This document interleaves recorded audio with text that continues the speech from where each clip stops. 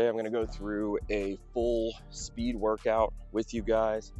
So just starting off with a warm up here, just getting my torso opened up, my spine mobilized. But this is all focused on acceleration. So our first 20 yards, we'll be doing some timed 20s. We'll be doing some timed 10s. And we'll be doing some technique work, really focusing on the angles that I create early on in my sprint, because that is my main weakness. When I'm running my sprints at the track, or if I time a 40-yard dash, biggest thing that really causes me to have a bad 40-yard dash is those first 20 yards. So we're gonna be working on that a lot today. Next aspect of the day is the warm-up, the dynamic warm-up. I don't like to take too much time with the warm-up because first off, I would say I'm not very patient, and I think maybe as I get older that'll backfire on me, just because I just want to get into sprinting. I want to get into moving fast right away. I haven't had any injuries because of the lack of a warm-up. However, I do understand the importance of a proper warm-up. So I put all my athletes through the same warm-up. We do some dynamic stretching, then we follow it up with some pogos and some skips. It's very, very simple warm-up just to get you ramped up.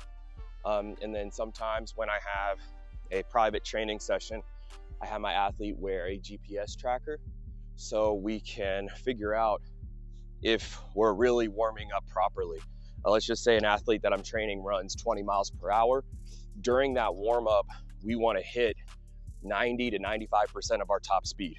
So if that athlete is struggling to hit 18 or 19 miles per hour during that warm-up, then we need to do some extra stuff to get our athlete to that point. So that's the power of GPS technology. During this session, I'll be wearing the FirePod GPS tracker, which is my GPS tracker of choice when it comes to tracking athletes' speed and metrics step by step. And it's also been what's been able to inform me of my weaknesses with my sprint. It shows me my splits for every 10 yards, and it shows that my first 10 are the weakness. Now we're gonna go into pogos.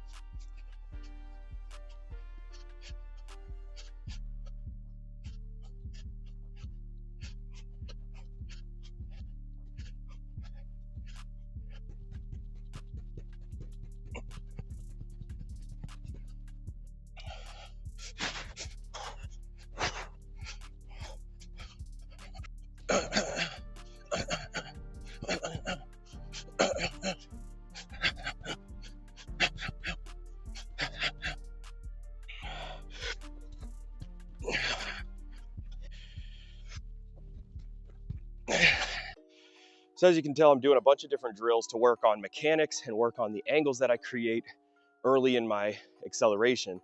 However, I'm not just throwing drills at the fan and hoping they stick. The focus with these drills and exercises is so they can translate into my timed sprints.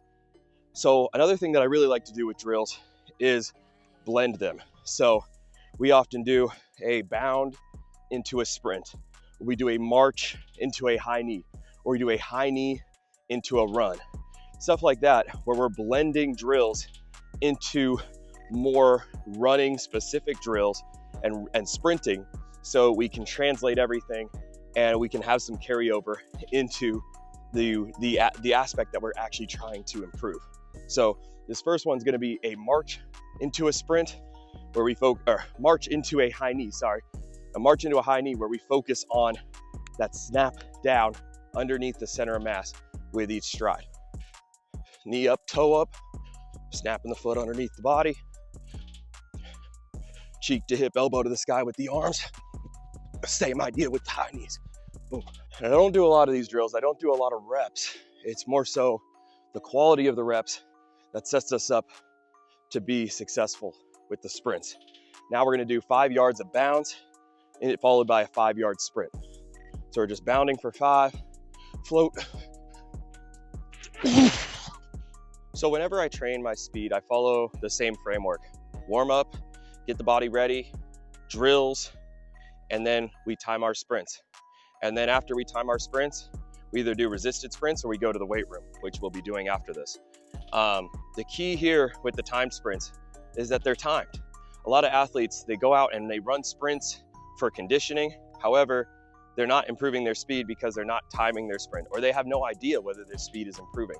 So that's why it's so important to invest in laser timers like these or a GPS vest like this, because now you're tracking every speed session. So you can kind of have a better idea of whether you're getting better or whether you're improving. So we're gonna start out with 10-yard starts today. Being that the laser timers are very sensitive, I like to give myself a 2-foot buffer before the timers, so my first step can clip the timers and we can get a more accurate time. At the NFL Combine, they actually hand time the start. So there's a lot of human error. There's 0.2 of a second difference off that first 10-yard split than if you had the laser start. So that's why we're getting a 2-foot buffer before the timers. So we're gonna run 4 of these 10-yard starts today.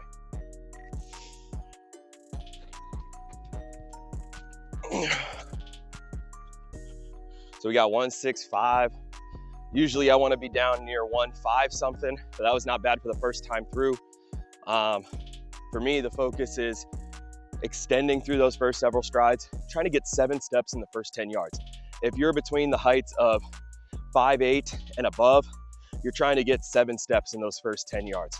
If you're shorter than that, you might creep into 8 steps, but realistically, we should have enough power and stride length so it only takes us 7 strides in the first 10 yards. So again, we want to rest about a minute in between sprints here. For shorter sprints, we can rest a little bit less than when we do the longer sprints. Again, we're looking to beat 1.65 on this one.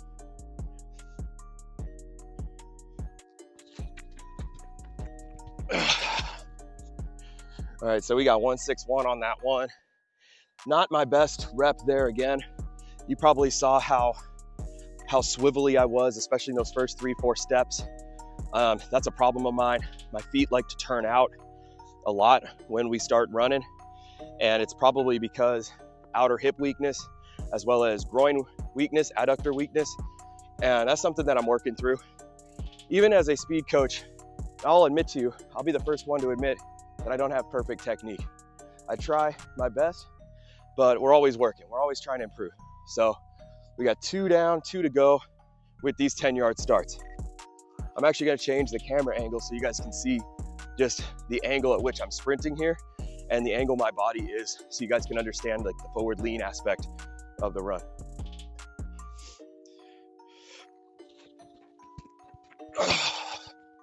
So we got 1.61 again. I really feel like I'm having a hard time extending and just being stable through my foot and my knee. Again, I've had 2 knee surgeries, 1 on each leg, so it's a little bit harder for me to push through my knees and bend. Another thing that I'm working through, but we got 1 more rep and we'll see if we can beat it.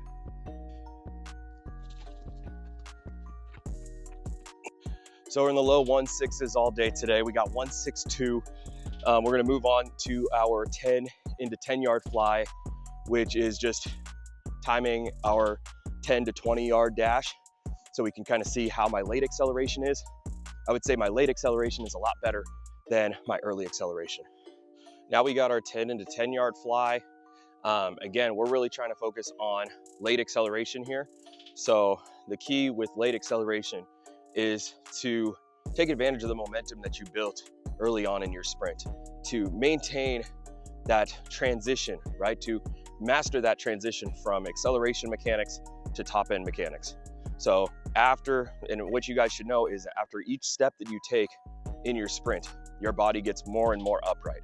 There's not one particular place where you want to go from being low to being tall. You want to gradually rise as you start. And as you practice, the more you practice your sprinting and your accelerating, you will get that transition down easier. So you're gonna see my body rise up with each step that I take. I'm gonna show you different camera angles of each of the 3 sprints that I do here. So first camera angle, you're just gonna be here and we'll go through it. We're looking for 1.1 seconds here.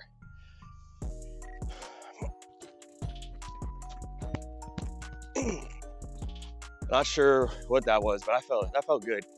1.16, that's not bad. So again, we're looking for 1.10. If you put together those 2 times of 161 and 116, we're looking at a 2.78 first 20 yards, which is not bad, but it's really about a 4.7, 4.6 40 if I have a really good top speed.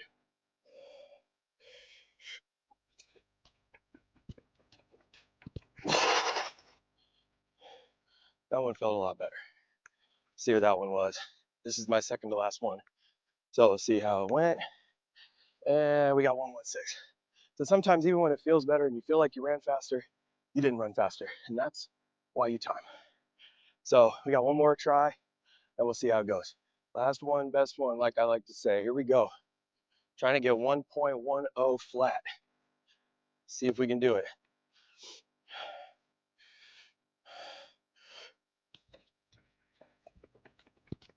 That didn't feel good. Oh, we got 1.15. Okay, so 1.61, 1.15. Now we're talking 2.76. For my high school athletes, I try to get them to 2.75 or below, and that'll tell me that they'll run a pretty good 40, especially at the high school level, fully automatic laser times. So overall, not too bad. We're gonna finish off the workout with some plyos next. This is how we finish off our workout. We finish off with some plyometrics. So for me, it's gonna be broad jumps and repeated broad jumps. I wanna say this before we get into it. The fanciest equipment that you need to train your speed is some form of timing, whether it's a FirePod GPS tracker or the Arena Gear laser timing system. I'm gonna link both of those in the description of this video if you're interested in those. This is $60 a month to have and to link to an app so you get all the data. And then the Arena Gear timers, I've had these same timers for the past 3, almost 4 years now, and I paid $600 for them. And they are well worth it because I use them every single day training my athletes. And if you're training to get your speed up and you're a high level athlete, Arena Gear timers are the move.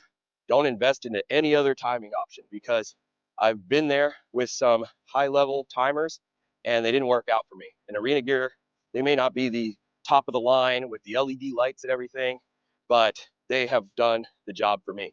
So again, we're gonna finish off with some broad jumps. Acceleration is all about horizontal force production, and broad jumps are the best way to train that. So I'm shooting for 9 feet. 9 feet's really my all-time record, but I'm usually stuck at around 8 and 8.5 feet. So we're gonna try our best here.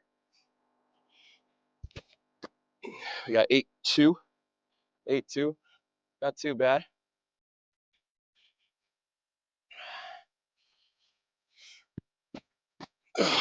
Got 8.6. Do one more. 8.3. We're gonna finish off with some single leg jumps. We're only gonna do 2 sets of 20 yards on each leg. The key here is balance, control through one leg. when you're sprinting, you're only on one foot at a time. So it's important to be able to push off and fully extend with each stride.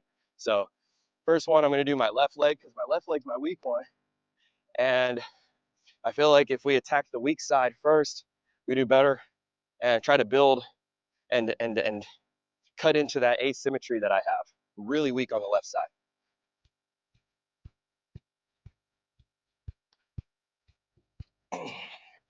Yeah, it's just overall uncomfortable to jump on that left leg.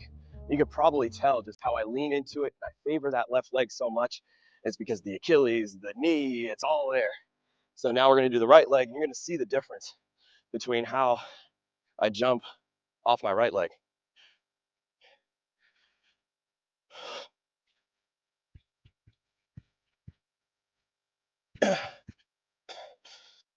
So yeah, that's pretty much going to do it for the workout, guys.